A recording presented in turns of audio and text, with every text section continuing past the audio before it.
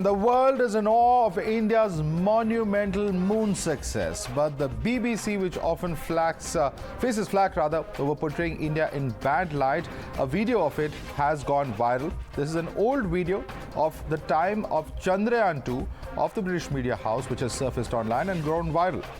It's drawn criticism from various quarters because in this 2019 video, the anchor has been seen asking a panelist if India needed to spend so much money on a space program. The BBC anchor can be seen asking whether India, which it claims lacks infrastructure and has extreme poverty, should spend this much amount of money on a space program. But it's not just the BBC. Another channel, GBN, also towed a BBC poverty line against India and even demanded that India return the £2.5 billion of foreign aid. Listen in to both the foreign videos, one older from Chandrayaan 2 and one just after Chandrayaan 3's landing. India, a country that lacks a lot of infrastructure, a country that has extreme poverty. I think more than 700 million Indians don't have access to a toilet. Really? Should they really be spending this sort of money on a space program? I would like to congratulate India on landing on the dark side of the moon. I would also like to now invite India to return the £2.3 billion foreign aid money that we sent them between 2016 and 2021. We're also set to give them £57 million next year. But I think the British taxpayer should keep hold of that, don't you? We should not be giving money to countries with a space programme. As a rule, if you can afford to fire a rocket at the dark side of the moon, you shouldn't be coming to us with your hand out. India reportedly has 229 million people living in poverty. According to the UN, it's the highest number anywhere in the world. It's also the fifth largest economy in the world, with an annual GDP of around $3.75 trillion. Why are we paying to help poverty-stricken Indians when their own government won't bother? But should only the rich and affluent nations have a space program? In an exclusive conversation with Times Now's group editor, Navika Kumar, American astrophysicist, has slammed the false equivalence drawn by the British media. Listen in to Neil deGrasse Tyson, one of the most foremost authorities on the space program. We know the potential of the Indian population here in the United States. That's my first point. Second is about the poverty. Yes, surely you have people there saying, why are we spending money up in space when we have such abject poverty here on Earth? That's a legitimate question to ask. But allow me to say that India had poverty before anyone spent a dime on space. Okay, so you can't look at space and say that's why you have poverty, or you shouldn't have poverty because you have space. Those are false equivalencies. Meanwhile, the criticism in foreign media has activated the anti-India lobby back home, but the National Conference and Congress have refused to slam this statement of the BBC and the GBN. Well, look, bungalows are allotted as per, your position, and each of these has a particular norm under which you get certain kinds of accommodation. From what I have read, the particular gentleman in mind has perhaps got an accommodation which his salary structure and his appointment structure does not encourage. So I think it's not fair for that. Chandrayaan एक mission है जो कामयाब हो गया। उस हिस्से में चंद्रयान ने लैंडिंग की जिस हिस्से में अभी तक कोई लैंडिंग नहीं हुई है। इसके लिए मैं साइंसदानों को मुबारकबाद देता हूं। लेकिन इसमें भी एक हकीकत है कि इंडिया के अंदर जो है 2014 के बाद जो कम्युनल राइट्स हैं वो हुए हैं, मॉब लिंचिंग हुई है।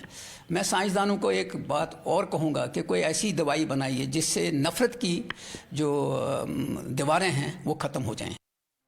Meanwhile, the BJP and the JDU have called out the imperialist mindset, quote unquote, and claimed that they are upset because they're shocked at India's prowess in space despite being ruled by them for so many years. When they are mocking it, the question is the BBC or any media organization is supposed to report something. If they have a view, they are not the elected government of India, they are not the people of India who vote for it. They display then a colonial mindset that we used to rule this and why should they come up to our level. Today, India under Prime Minister Modi has moved from the 10th spot to the 5th spot as a global economy, will become the 3rd spot. The leaders of all the countries in the world are celebrating it, but perhaps some organizations are driven by past mindsets. So be it. Meanwhile, global recognition for PM Modi and India continues to soar high. A photo of PM Modi reading the headline of a prominent South African newspaper emerged. India's Modi out of the world was the headline of the Star Journal of South Africa. Times now spoke to the man behind this creature headline. Listen in. Certainly, our newspaper, the Star, has covered this extensively, from the BRICS Media Forum to the BRICS Summit. And we recognize that the people of India, the people of China, the people of Russia are our friends. They are our historic friends. They were never our enemies. They didn't colonize us. And this is the global South. And so many South Africans were very excited about having President Modi in South Africa. We've got a very large Indian population in South Africa. In fact, we've got the biggest Indian population outside of India, which is in South Africa, in Durban. So we're really happy about that. This is across to our guest. Joining us is Sushant Sareen, Senior Fellow of ORF. Rashmi Samant, author, is with us. Ishkaran Bhandari, advocate, joins us on the broadcast. Vivek Srivastava, political analyst, is with us. With us also is Anirban Banerjee, political analyst. Abdul Razak Khan is also with us. He's a political analyst as well. Let me start with you first, Rashmi Samant, since you have fairly recently been at the receiving end of what many would call ingrained biases. And once again, do you think that these biases are reflected in the kind of commentary that we are seeing, in this case GBN, and 4 years ago the BBC also, that clip that we showed you, has these kind of bizarre questions? Because, you know, as even Neil deGrasse Tyson has said, there's absolutely, you know, it's a false equivalence to even compare our space program and poverty alleviation. The two have absolutely nothing to do with each other. If anything, the space program only would help us further accelerate poverty alleviation.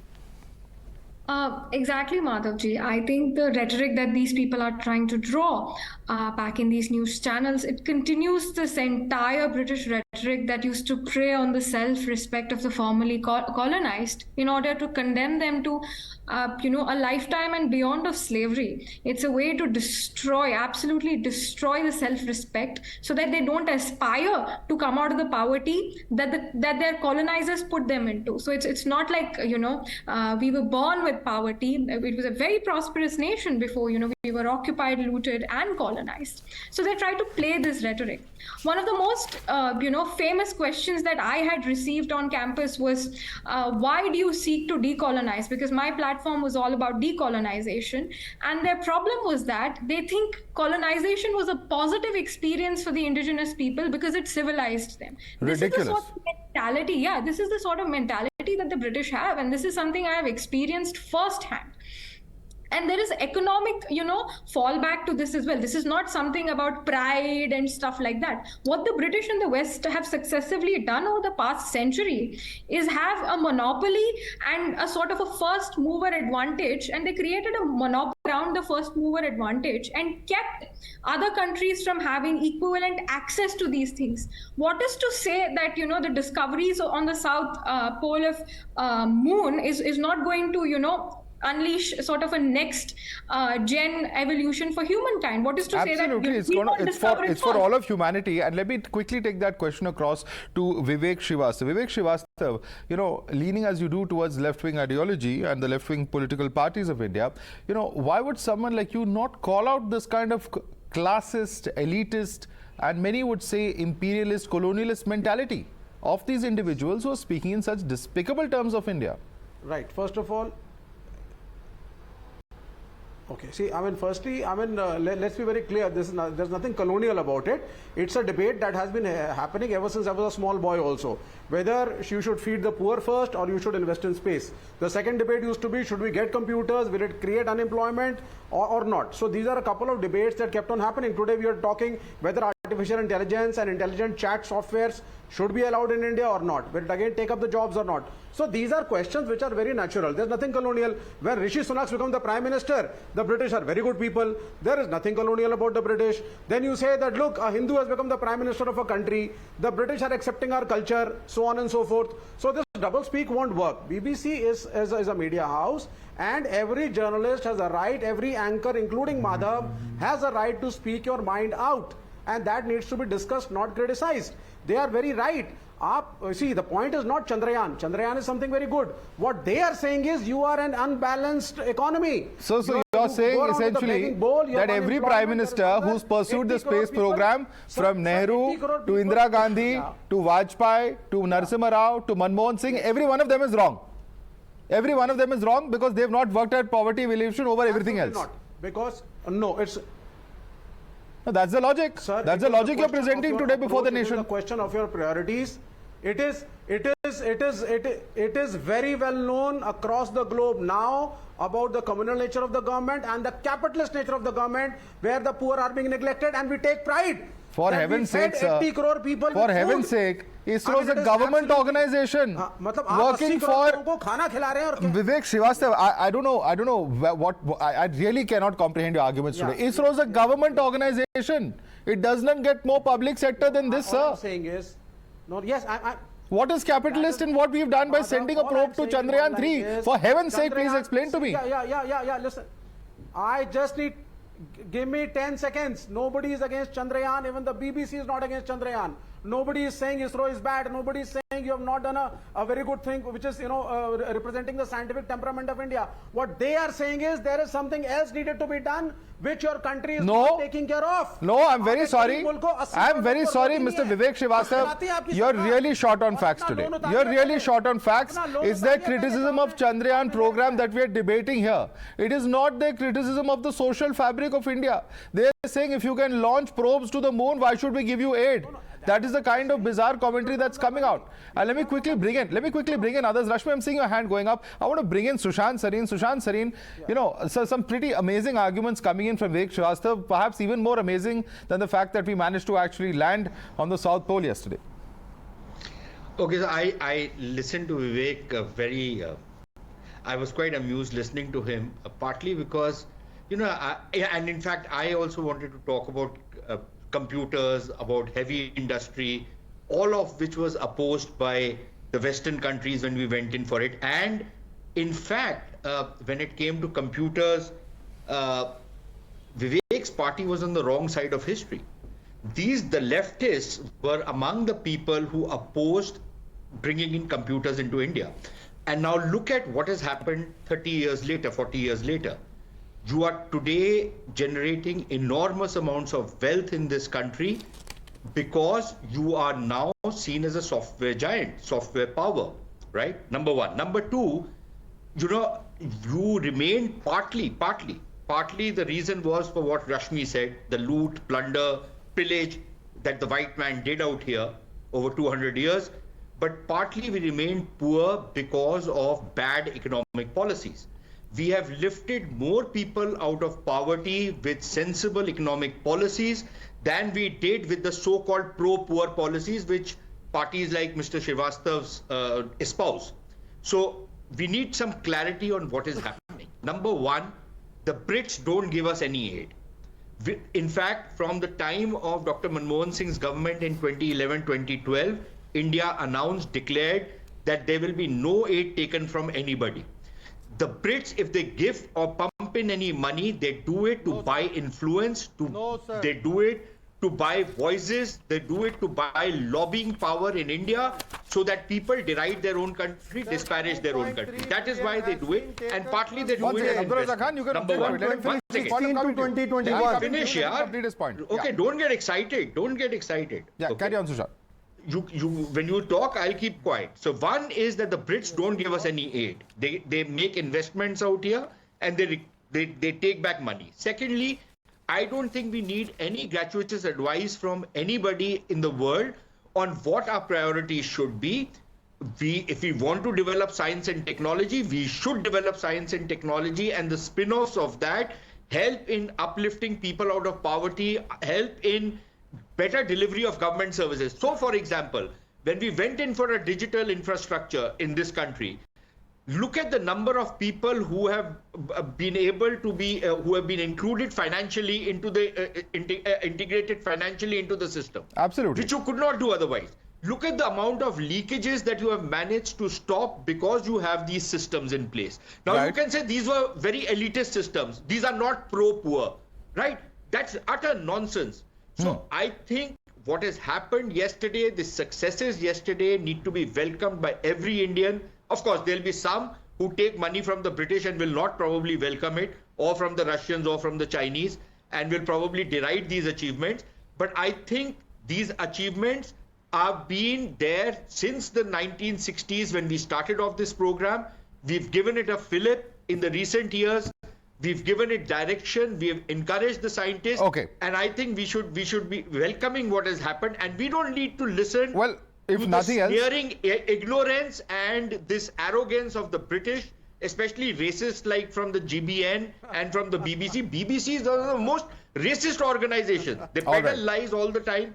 They are racist, pure and simple. And one last point, Madhav. Very quickly, quickly. For a person like Vivek, he probably feels there is an amount of self-loathing in these people that Rishi Sunak has become the Prime Minister of Britain. Please remember, initially Rishi Sunak was opposed by virtually the entire Conservative Party. It is only when the markets backed him, and Britain was a failing economy, it was almost a failed economy, it was the markets which backed him because of the kind of mess that Liz Truss made in the UK.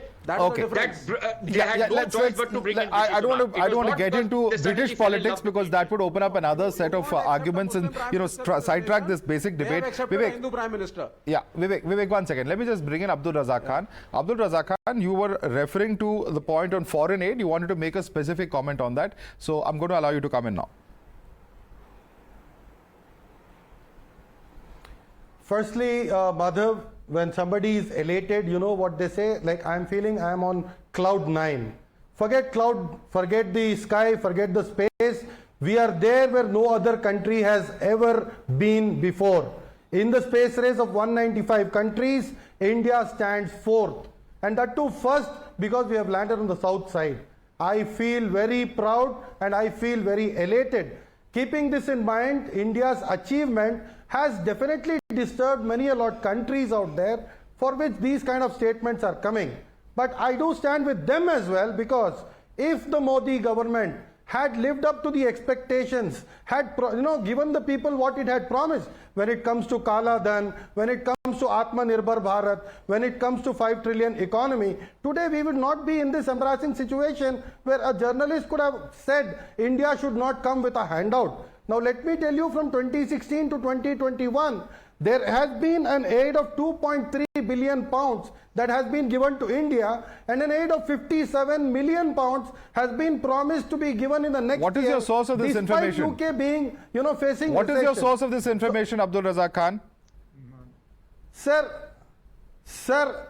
this is international media that I am quoting you. Wait a minute. Just wait a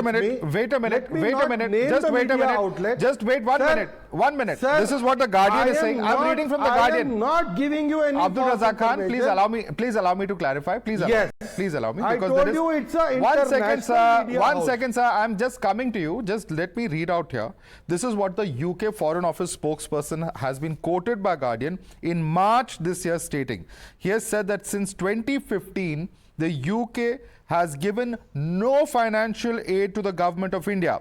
Most of our funding now is focused on business investments which help create new markets and jobs for UK as well as India.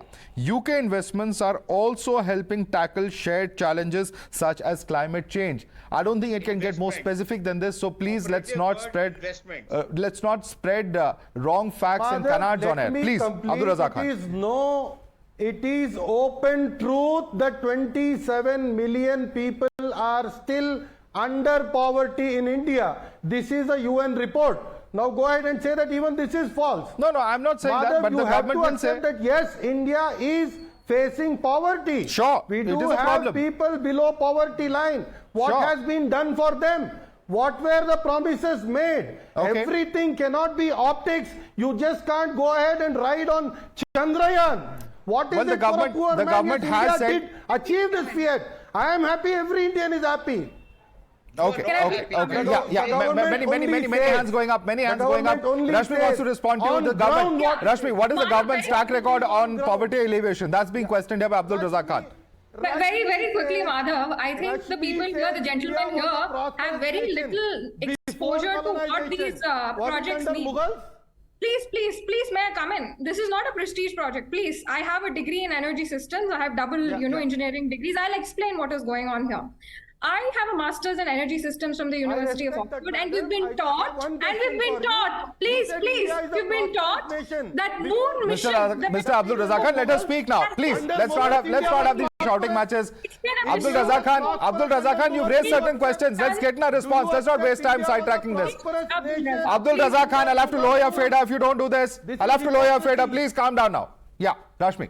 So Madhavji, I do have a master's in energy systems from the University of Oxford, and we've been taught that multiple lunar missions have been pursued for the millions of tons of helium which are on moon, which is considered a future source of power. So if India does not beat every other country there, then we are going to remain in poverty buying from others. So there is a specific edge that technology brings even to beat poverty, and it takes a lot more exposure and a lot more wide-angle view to understand how poverty is tackled. Poverty is not tackled, by offshore petroleum excavation is not happening the way it should.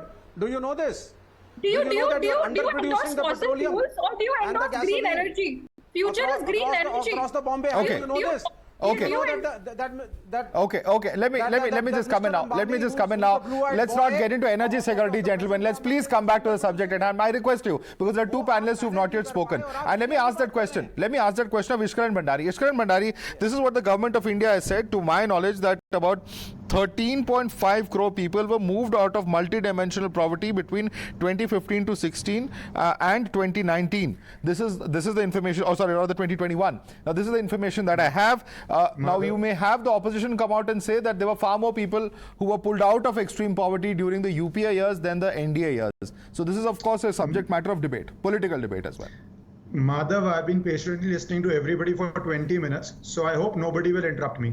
See, I never believe communists will speak any sense, and that proud track record was maintained today, so I will not go into it. But what we have to deal with is what is happening in BBC and Britain, and I would say a segment of it.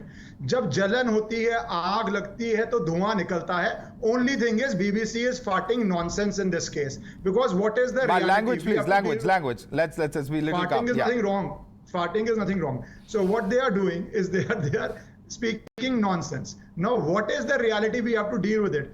Firstly, while Britishers were ruling India, they created the Bengal famine to Jallianwala Bagh massacre, and they thought that the sun would never set on their empire. The unfortunate reality is the sun has set. They are a tiny island, and I will quote their Prime Minister thanking India for creating jobs when the Ratan Tata controlled Air India has a deal with Boeing Airbus. Forget Britain, another colonial power, France, says the president says, thank you for showing faith in our industry. That's his official tweet. So that is the reality of Europe, where they are thinking that India is creating jobs and is trusting their industry and is improving their economy. Forget the fact of what all India has bought, including their toys bought by Mr. Ambani. That is what is happening in India. But when we come to science, let us be clear what is the achievement of ISRO. In a budget of merely $74 million, a movie budget of Interstellar is $160 million. They have landed where no other nation has ever landed, South Pole of the moon. That is the humongous achievement. If you do not understand the civilian applications of this, or the industrial or the military application of this, then you're talking to a fool, because all that will improve in every sector of our economy. Forget space exploration. Also, one point I would say, which I understand the problem of this segment, which is understanding the fact that it's irrelevant. India has become a bigger economy. Their Prime Minister goes and says, I'm coming here speaking as a Hindu. The white man which felt he has a burden of civilizing the heathens and the pagans now realizes they are irrelevant. They are being discussed. only because they were speaking nonsense about India. Otherwise, the world ignores them, or a segment of them. And last line I would say, when they talk about what is happening in the country, I was in London in summers, Oxford Street, they shut the door if they see a thief outside because they say police will not take action, which happens in no city of India. So let us be very clear what is happening in Britain. It is just a dying empire living in erstwhile glory. Rassi jal gayi hai, kuch hisston mein bal bacha hai, wo bhi chala jayega. I'm going to take up what Ishkaran said on the white man's burden of civilizing the savage, and let me come to Anirban on that point. Anirban, you know, one of the people who tweeted the older video of the BBC from 2019 today was Anand Mahindra, and he says that not Kohinoor, but I'm just paraphrasing his tweet, but the pride was looted, and he talks about colonialism's insidious goal, which is to convince victims of inferiority. And he says that's what the Chandrayaan-3 mission has achieved today, because it's a sense of purpose, it's a new sense of pride and self-belief. And that's something that all Indians should certainly be proud of. And all Indians are certainly proud of this achievement. But having listened to all the people who are opposing the BBC's standpoint here, I can say it with utter confidence that if tomorrow this very BBC simply drops a single line praising Mr. Modi, these very people will turn on their heads to praise the BBC out of this world. These people have no standards when it comes to actually criticizing a media organization. Whenever we had, say, the Time or maybe the Washington Post, etc., criticize Modi government or Mr. Modi's politics, they were all lambasted by these very people. But when, say, a newspaper from Johannesburg, from South Africa or from the US, they are praising Mr. Modi or Chandrayaan or ISRO, whatever, they are suddenly quoting those very foreign medias. Why? This is the double standard that's getting exposed. The BBC has put out a point regarding the management of poverty in India.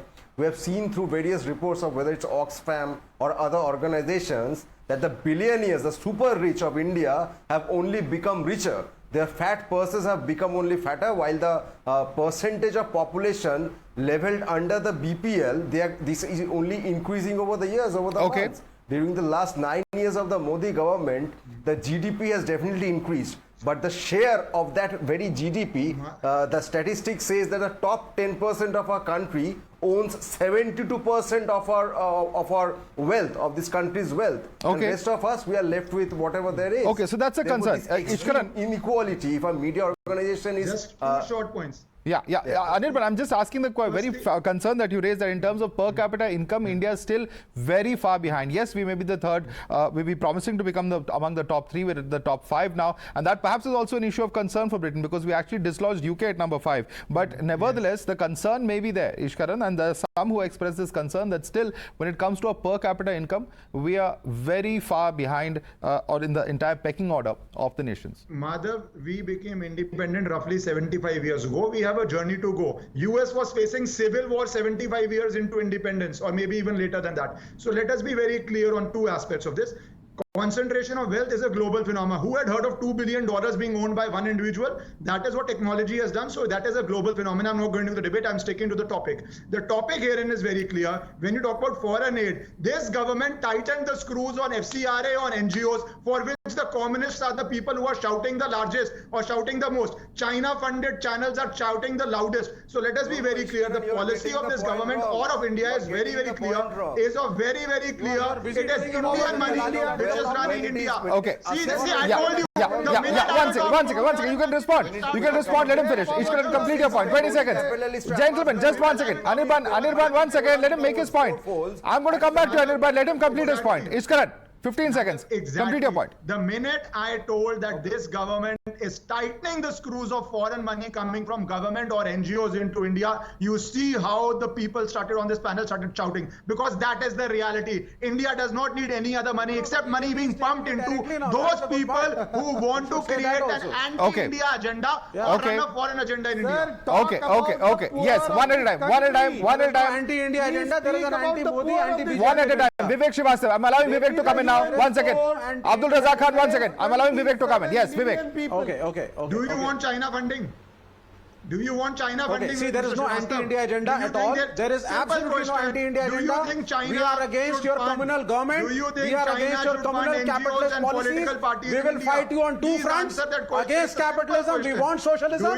And against communalism, we want a secular government. And that is what we are going to fight. And that is a bigger picture. You will talk about foreign the diversity of income, the low per capita income. Screws on foreign money coming into India. Yeah. That is the reality. The screws on foreign money coming into India are being tightened. Okay. That is what is causing. Okay, let me come in now. I have a question for Sushant. We are almost out of time on this debate, but Sushant, it's not like we can paint everyone with the same brush, because we saw the headline in the South African newspaper also. The Prime Minister was looking at the picture of which, of course, was also viral, where it says Modi's out of the world. That's the headline that they had put out, and that's obviously not criticism. That's obviously, they're praising the Prime Minister, they're praising India and recognizing India's achievement at some level. So it's perhaps not correct to paint all foreign media with the same brush. But I haven't painted all foreign media with the same brush. I painted some foreign media with the same brush, which have this sneering arrogance and racism. That if, for example, the New York Times will write about the successful moon mission, they will append Hindu nationalist government. How does a Hindu nationalist government, or what does a Hindu nationalist government have to do with the scientific achievement of India? But they will always append that, right? Now, a lot of the people from what is now called the global south, South Africa, for example, but I could name any number of other countries, which would actually be inspired by what India has achieved in the budget in which India has achieved that. Incidentally, that budget is probably less than the scams of Narda and Sharda. Right. For people who are getting their knickers in a twist over how much money is being spent on the space program, perhaps if they had prevented Narda and Sharda, a lot of that money could have been used for upliftment of people in a state where poverty is only growing and nobody is putting in industry. Yeah, quick response, Anirban, and then we're going to wrap up this debate. Yeah, regarding Mr. Sarin, if we could have prevented Mr. Ajit Pawar, according to Mr. Modi, who is one of the biggest dacoits of our country, joining the BJP government, maybe the space mission would have been a bit more successful. All right. Maybe Rakesh Roshan would not have gone to space there. And maybe Rakesh Roshan would not have gone to space. Yeah, sure. And also the Chandrayaan, if there was some rainy clouds, would not have been caught by the radars of foreign countries or the BBC media. All right, gentlemen. That is also true. All right, gentlemen, let's leave it there. Let's leave it there. There are gaps and there are gaps, but let's leave it there. I don't want to start further this debate, but it's been a very interesting debate. It's been an engaging debate. And are there biases? Certainly there are. But those biases are perhaps in certain quarters, certain sections. Let's not paint any one country, but certainly, of course, this representative of what a certain section, certainly in certain countries, and people do believe. Thank you so much for joining us, ladies and gentlemen. Rashmi Samant, I'd like to thank you, Ishkaran Bhandari, as well as Vivek Srivastava, Anirban Banerjee, Abdul Razak Khan, Sushant Sarin. Stay with us for the next debate.